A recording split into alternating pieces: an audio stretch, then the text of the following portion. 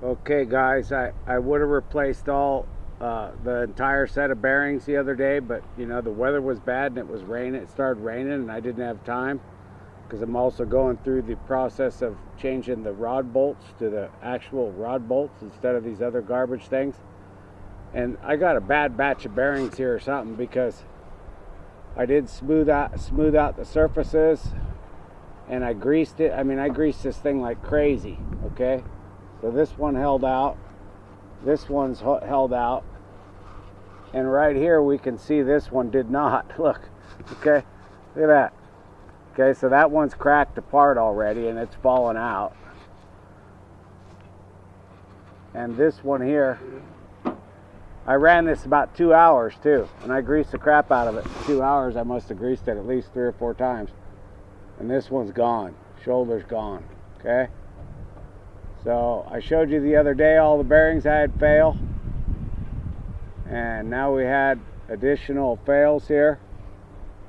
So the bearings you guys are making out of some awful cheap plastic. I guess when the plastic ages a bit it gets more brittle.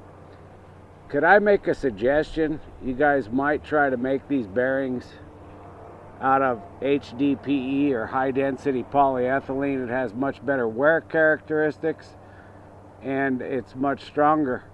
So yeah, hey, it might cost you a couple more bucks, but I'll tell you what, you're gonna have a hell of a lot more happy customers. And I don't know what you want. You want customers that are not happy, or do you want customers that are happy? Do you want bearings that don't last, or do you want bearings that last at least a little while?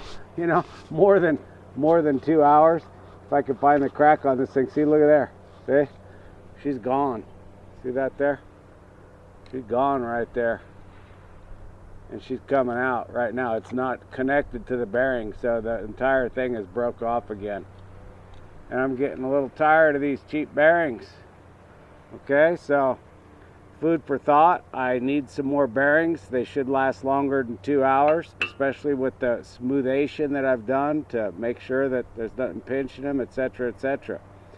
And when you talk about grease, yeah, I don't wait 10 hours to grease this thing, man. I grease it all the time. I grease it probably every 45 minutes, every hour, because one thing I learned on the farm, less grease more often is better than more grease less often. So there you go, guys. Appreciate your time once again. Ciao for now.